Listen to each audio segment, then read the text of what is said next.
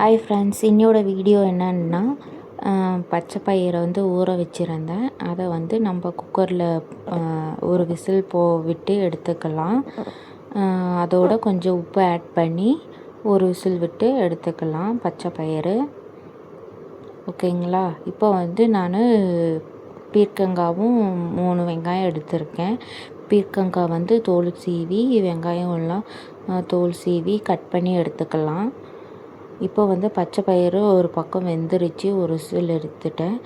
இப்போ கடாயில் எண்ணெய் ஊற்றி கடுகு, கடலைப்பருப்பு, சோம்பு, கருவேப்பிலை, வெங்காயம் இதெல்லாம் ஆட் பண்ணி கொஞ்சம் எண்ணெயில் வதக்கலாம். வெங்காயம் நல்லா ஓரளவுக்கு வதங்கட்டும். வெங்காயம் ஆட் பண்ணிவிட்டு இப்போ வெங்காயம், பச்சை மிளகாய் ஆட் பண்ணியிருக்கேன். வெங்காயம் ஓரளவுக்கு வதங்கட்டும்.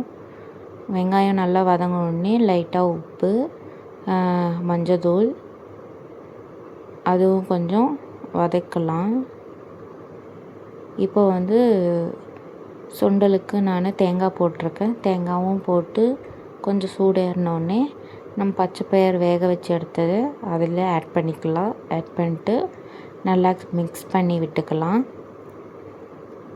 மிக்ஸ் பண்ணி விட்டுட்டு லாஸ்ட்டாக மல்லி இலை தூவிட்டுடலாம். இப்போ சேம் கடாயில் நான் கொஞ்சம் எண்ணெய், கடுகு, சோம்பு, வெங்காயம் போட்டிருக்கேன். வெங்காயம் நல்லா வதங்கின உடனே பீர்க்கங்காய் பொரியல் போட்டுக்கலாம். பீர்க்கங்காய் கட் பண்ணி வச்சுருக்கிறத போட்டுட்டு அதுக்கப்புறம் உப்பு போட்டுக்கலாம். உப்பு, மஞ்சள் போட்டு கொஞ்சம் காய் வேகிற வரைக்கும் விடுங்க.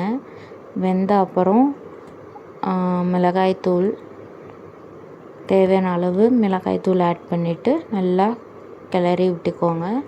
அதுக்கப்புறமா கடைசியாக தேங்காய் போட்டு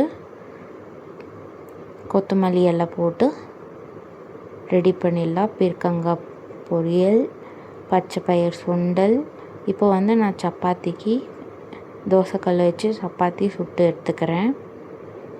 இன்னோட சமையல் இதுதான். சப்பாத்தி, பீர்க்கங்காய் பொரியல், பச்சை பயிர் சுண்டல் தான் வச்சுருந்தேன். உங்கள் வீட்டில் என்ன சமையல்னு கமெண்ட் பண்ணுங்கள். மறக்காமல் நம்ம சேனலை சப்ஸ்கிரைப் பண்ணிவிடுங்க.